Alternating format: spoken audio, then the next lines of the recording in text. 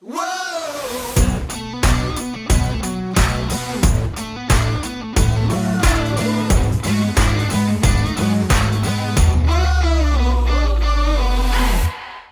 to the What's Our Verdict podcast. We fashion ourselves cinematic judge and jury. My name is JJ Crowder. I'm here with my co-host, Alec Burgess. Let's get it. We appreciate you tuning in. Go ahead and hit that follow, subscribe, like, bell notification buttons. Tell a friend about us. Tell a family member about us.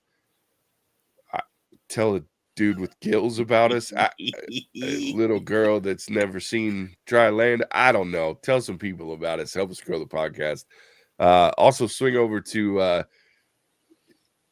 what's that called? Patreon. Jesus. Yeah, swing over to Patreon. That'll help us grow the podcast gonna be too. Such a great recording. It's gonna be fun. Yeah, you know, you can help us pick movies like this one we're talking about. We've started a new month. It is November, and in the month of November, we're doing movies that are funny that were not intended to be funny. It's a great topic. Appreciate it, CB, Charles. Yep. Good topic. If you want to get involved in some of these topic choices, join us on Patreon. You can do it for free. There are some paywall stuff to get you more content, but if you want to torture us or give us good stuff. And it's a lot more content. We're talking like 600 extra videos. It's a ton. It's a ton. And the ridiculousness. But yeah, so the month of November, it should be interesting. And we're kicking it off with a literal bang. Waterworld. Waterworld was released July 28th. That's Casey's birthday. 1995, a few years later. It was written by Peter Rader and David Twohy. Directed by Kevin Reynolds. It stars Kevin Costner, Gene Triplehorn, Lanny Flaherty, Flaherty, Tina Majorino, and his names. Robert A. Silverman. It doesn't have what's his face on there. Dennis Hopper. Dennis Hopper. Like, how do you not have Dennis Hopper? Anyway, Chaim Jaffe, Artie Call, Willie Petrovic, and Gerard Murphy. We'll say that's the weirdest cast list ever because it doesn't have hardly anybody that was actually in this movie for more than 5 minutes. But yeah, it's a movie about in a future where the polar ice caps have melted and Earth is almost entirely submerged.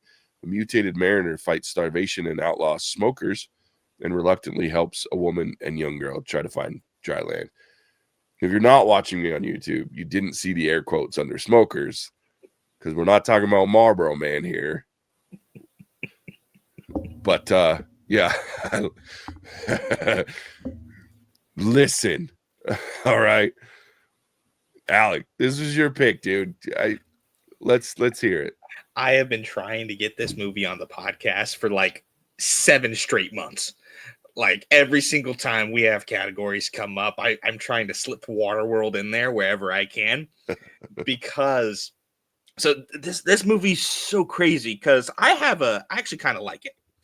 And it's because I first watched it when I was like 11 or 12. Yeah. So it's that like spirit of adventure kind of thing. And, you know, my parents wouldn't let me watch Mad Max, but I could watch this. And so it's, you know, Mad Max knockoff, just add water. Yep. And I'll stand by the fact that I think the first 10 minutes of this movie, minus the fact that you start out with him like recycling his own piss into water, is pretty good. Like you get to meet the hero, you get to see that Waterworld's this ruthless place, you get to see the bad guys are ruthless and all this stuff. From there, it goes down. And it just nosedives.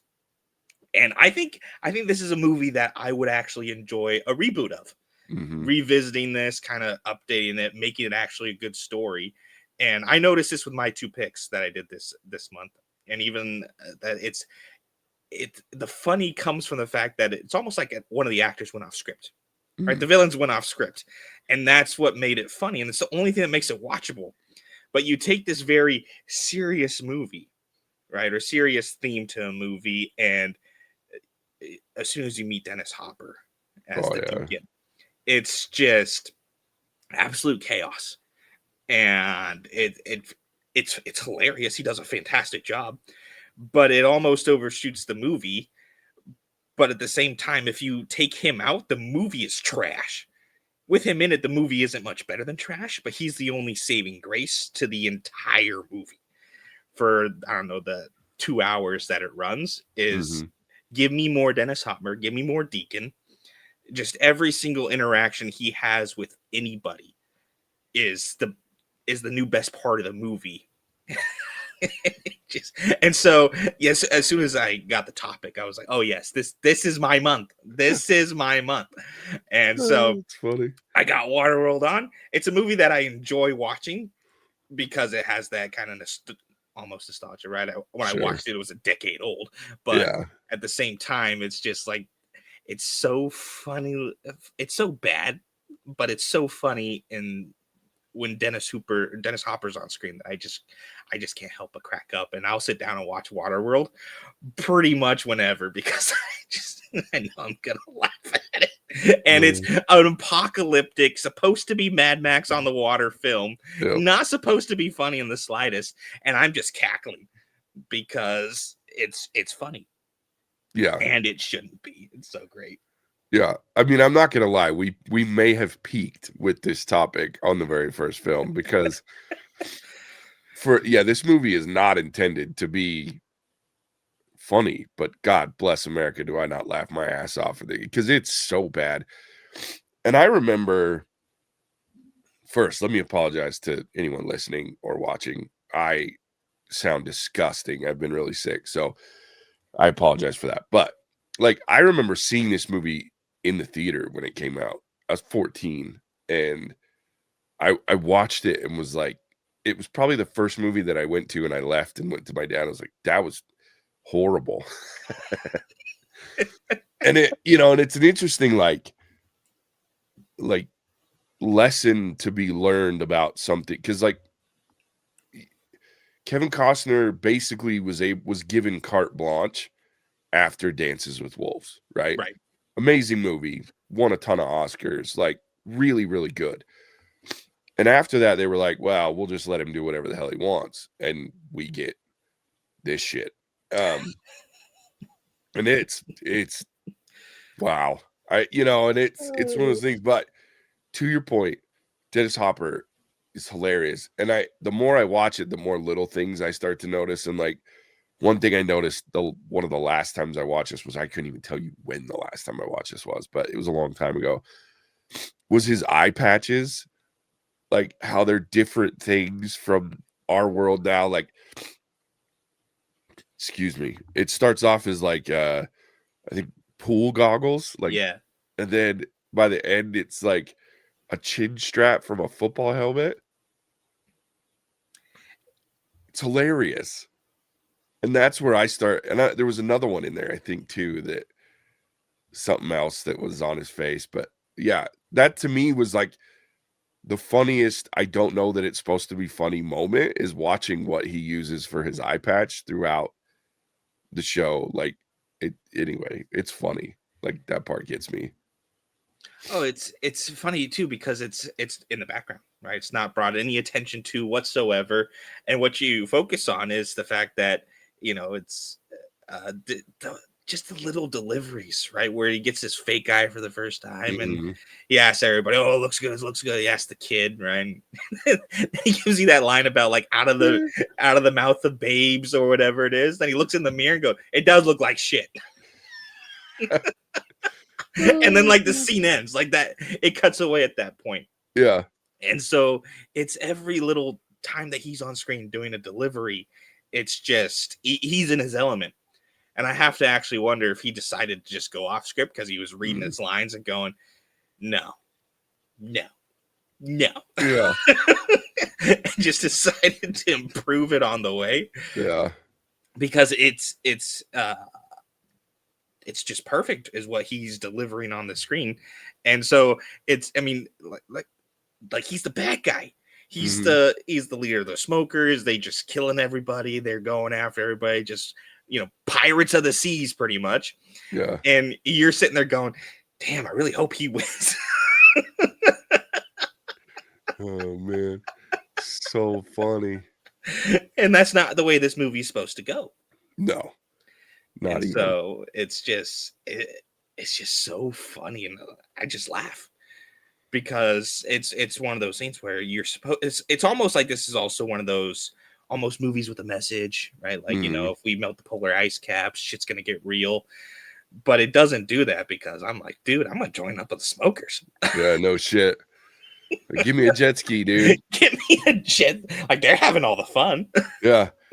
Give me a jet. Or I want to be that dude that's outside the raid that's sitting on the guns, that's just so into shooting stuff he doesn't even realize that he's being turned around, and like, yeah, you're like, what's his name? Maybe try calling him Charles. Or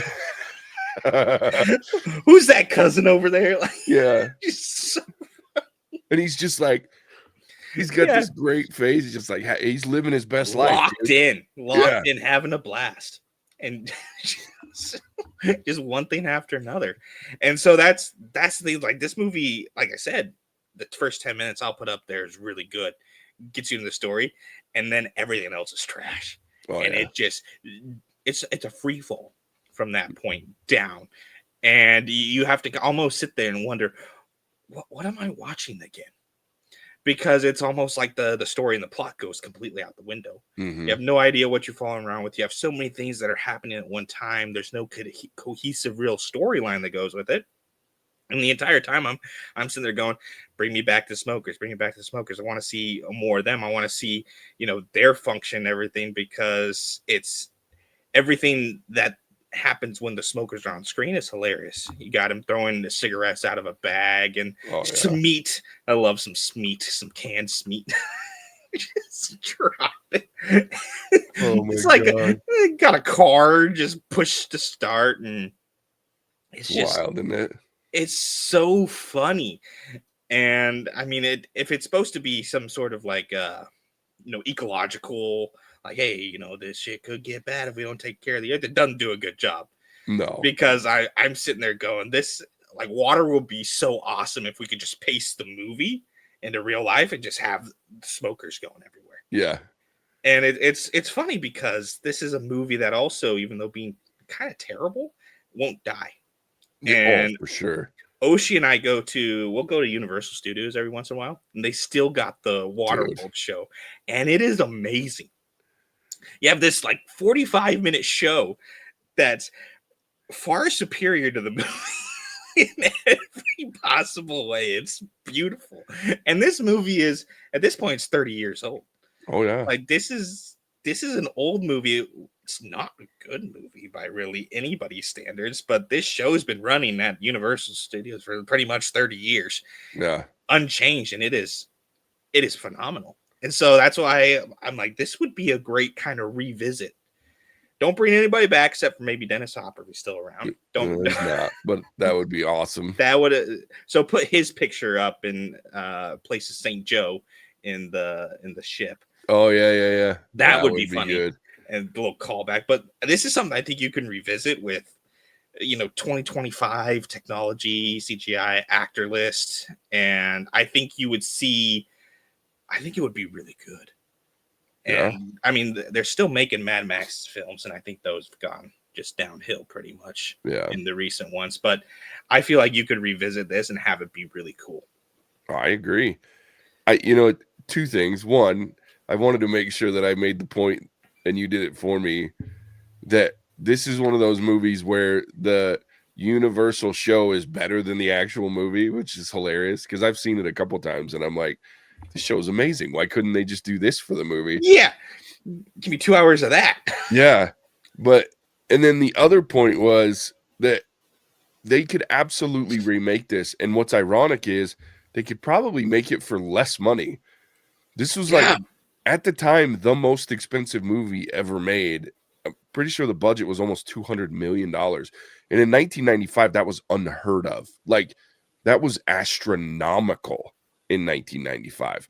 Like, people thought it was crazy when they were spending $30-40 million on movies. Now that's what the actors make. The lead actor might make in a movie. Yeah, this movie at $175 million was insane budget.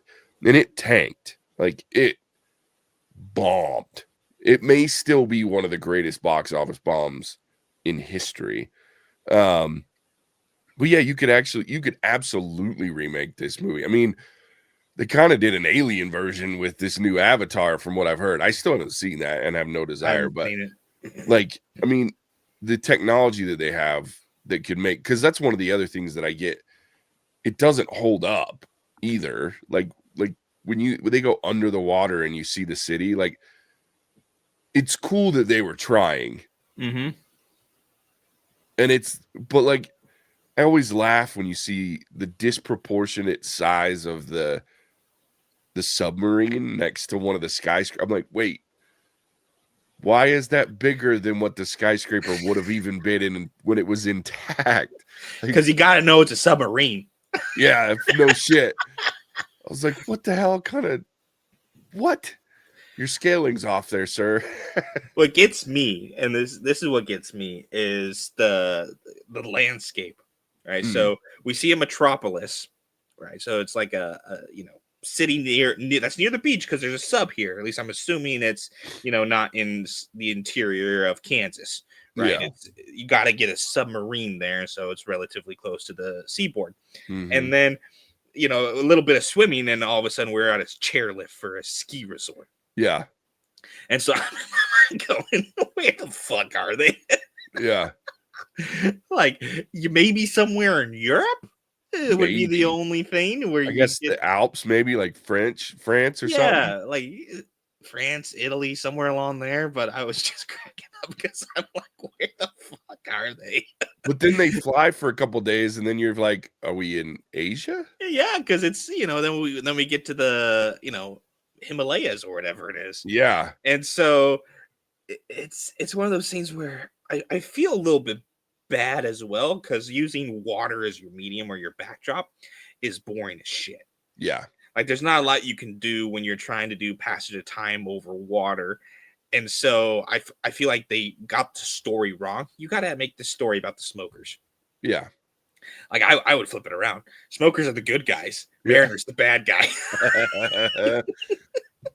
Because then you can do more because you have more people on screen. But when your protagonist is literally 3 people. Yeah. Right. And one of them doesn't even want to talk. Yeah.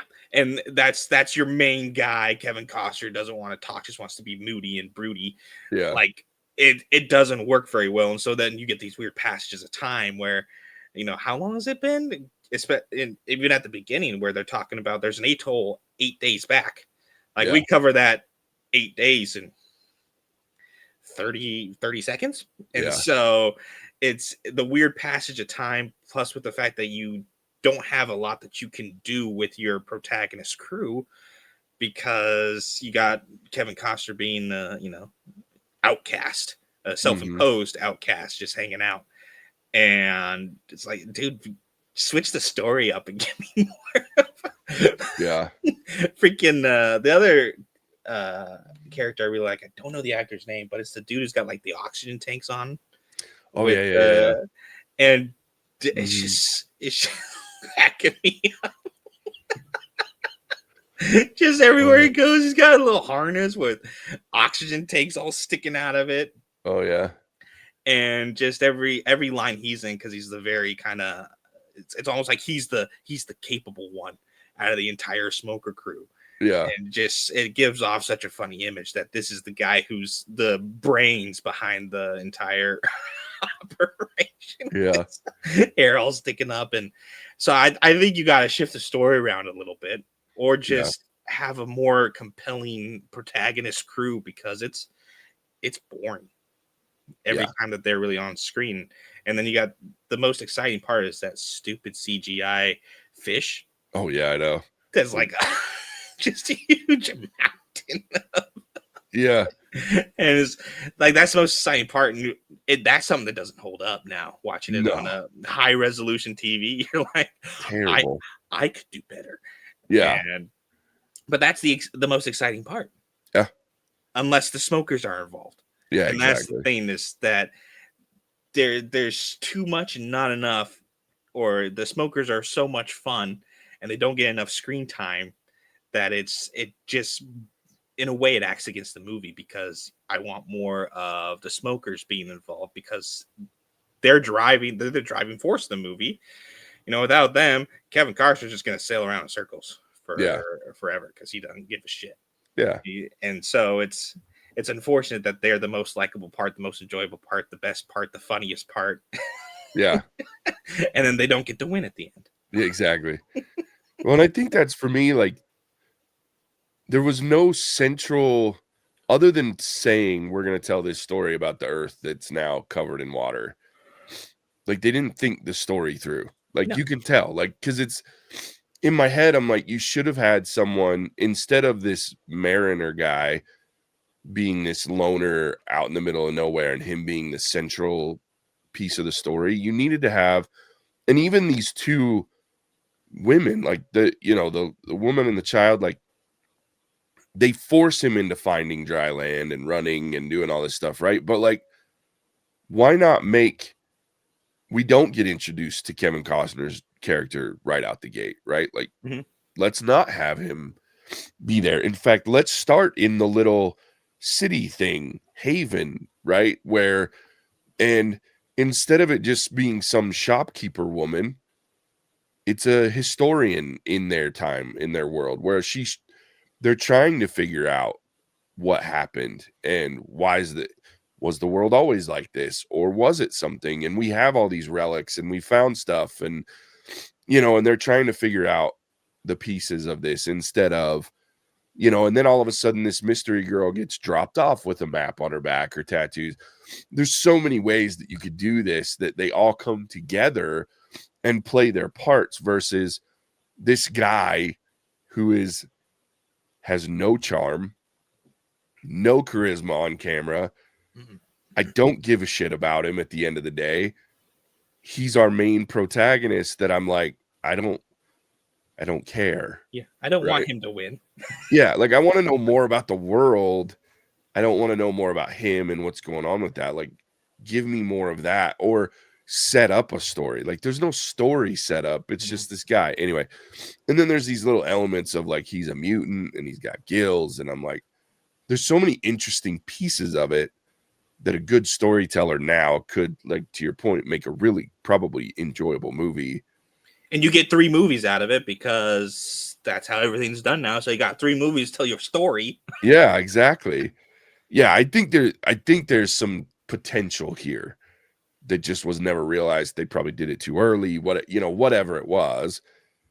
But it just, it's not. There was nothing realized but there's a lot that could have been. And that's why you end up with your villains being the most interesting piece of this, because they're the only thing that's truly fleshed out, as silly as that seems, because they're a weird group. And I will say the other thing that makes me laugh about this is, like, in 1995, we see at the end that the ship that they're on is the Exxon Valdez. And I'm like, that's ironic, because when this was made, was it after? When did the Valdez, wasn't it 90? When did Valdez go down? 89. So, like, yeah, anyway. So they're trying to say that the world went to shit before 1995, I guess. Yeah. Or 89. But yeah, I mean, the irony of that being it. It's like, but then when it goes down and you're seeing that, you're like, okay, whatever. But anyway, that's another one that I was just like, that was unnecessary. Well, so it's funny that you say that, because now I got the most egregious scene or sin in this movie to me is how Kevin, the mariner, comes about to believing that there's dry land, right? Oh. Is he sees Enola's drawing where she does green leaves, brown tree, and then he sees that in a magazine, and that's what convinces him. But she draws what she sees, so there's no reason why she wouldn't take or see the magazine and just copy that. Yeah. As being her inspiration. And so the way he jumps to that conclusion, I'm sitting there going, okay. That's fair. And then the other thing that always gets me is, how long has the water actually been there? Mm-hmm. Right? Because it's long enough that there's no adults that remember a time before water, but it's not so long that Enola's parents were alive on dry land and were able to ship her off as a baby. And then at the same time, they're talking about the ancients, so it makes you think that it's like 100 years. But then you get to dry land, there's one little hut, which means it was probably a family of Sherpas. Yeah. Or something along those lines. And so there's no kind of talk about how long we've been in this situation, but it's long enough that everybody's forgotten or at least repressed the memory of a time before. But there's no kind of story about that. And so then I'm left feeling like, hey, so all you got to really say is, give me a little blip or something about a newspaper heading, if that's all you can do. And so you can see like when this happened, or that there was something going on, and then from there you can move ahead, and that fixes the timeline for me. But I'm sitting here going, okay, has it been 20 years? Has it been 50? Has it been 200? And where's the how is this fitting into the thing? Because there's just so many convenient, like you were talking about, not thought out story line issues, and so it just all kind of word salad up at the end. And it's like, hey, hurry up, we got to wrap this thing. They find the dry land, here we go, boom boom boom, done, scene. Yeah. And it just doesn't fit. Yeah. And this is very nitpicky of me, but the other one that gets me is, so this girl's what do they say how old she is? Like, she's like maybe 10, right? Yeah. Like, and when we find her parents, they're like bleached ass bones. I'm like, okay, so even if they sent her off when she was a newborn, they're not bleached ass bones 10 years later, especially sitting out in the open air like that. Like, there's no bugs that have gotten in there and eaten their flesh. Like, I was like, hold on. You act like they shipped this girl off like 100 years ago. Like, it was bad. Like, there's just so many terrible continuity, like, just doesn't make sense shit. But yeah, I'm with you. Like, there's no indication of when or how, and I think that's the other thing that they could do in a remake is, I mean, listen, whether you like woke shit or not, like, you could really talk about the actual issues that we have from a climate and world view of this shit in some way, shape, or form could happen, right? Like, but then I also think that the one thing that people don't think about is there have been scientists that have like predicted what might happen if the polar ice caps melt, and the thing, you're also gonna have some weird weather patterns and shit, and all it is just like pure beautiful sunny day in this, you know what I mean, in this world. Like, where's the storms? Because the storms got to be brutal. Because you want to talk about, I mean, we currently have, unfortunately, this huge hurricane that's getting ready to probably demolish Jamaica. And it's had what we have on our planet right now amount of water to build up. Imagine a planet that's almost fully covered, this storm system floating over all this water. Oh my God. These people would be out on these little rickety freaking boats. Toast. If you're not on the Exxon Valdez, you're done for, dude. Yeah. You know what I mean? So I just think there's a lot of things that they didn't think through at all. They're like, well, let's just make a movie on water. Yeah, well, that's the thing is, it's like, hey, Mad Max did really well. Let's go ahead and just copy that, make it worse, and stick it on water to change the scenery, and instant money. Yeah. Like, that's the limit of what I feel like the thought process was on this. Pretty much. Yeah. It's interesting. And it just doesn't land. No. Yeah. Not at all. Not at all. Should we rate it? Let's do it. All right, my guy. You're up. All right. My movie, I get to go first. Yeah. Waterworld's a solid 2. So it's in that category of guilty pleasure for me, in the sense that I enjoy watching it, even though it's trash. Yeah. It is not a good movie. It suffers from pretty much everything we've talked about. Like, it suffers from a lot, but I still feel like there is a huge amount of potential here to remake and redo and retell the story, and make it good. And we've talked about several sequels, or delayed sequels, late sequels on the podcast before, where they remake it and it's trash. Best part is you're never gonna remake a movie like Waterworld and make it worse than the original. Yeah. Like the bar is set so low, you're good. You're guaranteed to improve upon the story. And I would love to see it because I am fascinated by this world. I love the movie, the setup. It's all right there. You just have to actually go in and tell a cohesive story and leave Kevin Costner the fuck out of it. Mm-hmm. And so it's a solid 2. I will watch it again, but it's by no means a cinematic masterpiece. Oh shit. I'm gonna give it a 1. I don't have the same nostalgia factor that you do for it, where I was 14 when I saw it, and I walked out going, "Dad, that was trash." Like, you know what I mean? Like, the fuck did we just watch? And so it was like one of those things where I was like, I can't sit and go, okay, there's some intrinsic value to this. Like, I see no value in this movie whatsoever. But other than Dennis Hopper and some of those moments, but yeah, so it's like one of those things where I'm just like, woof, it's bad. But to your point, there is potential oozing out of this movie, and I think someone with the problem is, and this is probably not even near here nor there on my rating, but I don't think anybody has the balls to do it, because the negative connotation that comes with, if you say Waterworld, people are either like, it's amazing because it's something that they grew up with, or they're like me and they're like, that's one of the worst movies that ever got made, especially for the budget that had it on it. And it's like, nobody's going to touch that with a 10-foot pole, right? Which is sad, because I think you could really make some cool shit with this movie. But anyway, there it is. 1, I will actively avoid watching this movie. If I want to watch Dennis Hopper and his greatest some of his greatest hits, I'll go YouTube that shit, because there is some funny shit. And the old man is funny too. Yeah, but like, yeah, it's just some, like, one of the other, like, the epitome of bad to me for this movie too is when he has the fight in the underbelly of his ship with the guy that's trying to, get the girl or whatever, and he comes out and you can clearly tell there's not a wound on his back. There's just, they poured some fucking fake blood down his back.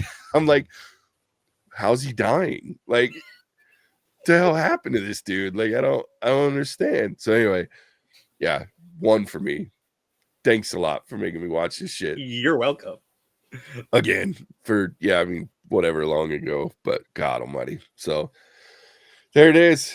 What a kickoff to November. Yeah, tell everybody where they can find us, Alec. Happy to. So like JJ said, this is the first week of movies that are funny when they weren't supposed to, and probably shouldn't be funny.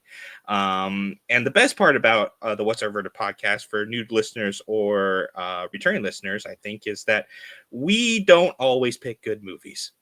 We stick to the category, and the movie choices are, in many cases, if not overwhelmingly all of them, are designed to fuck with each other first and foremost. Then it goes into the category, and from that point, if we can check off 1 and 2, then we'll pick a good movie, if it all aligns. But we're not after the greatest of cinema. We are after that category and kind of hitting the road less traveled, as it were. YouTube is the best place to find us to see our smiling faces, but Patreon is the best place to get involved with the content. It is absolutely free to go onto our Patreon at What's Our Verdict Reviews and vote on topics, suggest topics, and then vote on movies that are selected to be a part of that topic. So get involved in the voting process, absolutely free. If you do want to access to, we're up to about 600 extra bonus episodes, bloopers, outtakes, whole 9 yards, extra content behind a little bit of paywall. But from that point, you guys get access to everything that we've done. And we have done some doozy films that are behind this paywall. Pink Flamingos, anybody? Huh? Yeah, we've done that. So Patreon's the best place to get involved with the content. And special shout out and thanks to our patrons, CB and Rich. CB, of course, is the one who gave us this topic. So don't at me in the comments. Go after Charles. With that, I'll kick it back to the Wazir of WAP, the Titan of Terror, a JJ. Yes, sir. Yeah, it's going to be an interesting month. It'll be fun. There's some doozies coming. But yeah, as always, we appreciate you tuning in. We'll catch you on the next one. Hasta la vista, baby. Cinemagic out.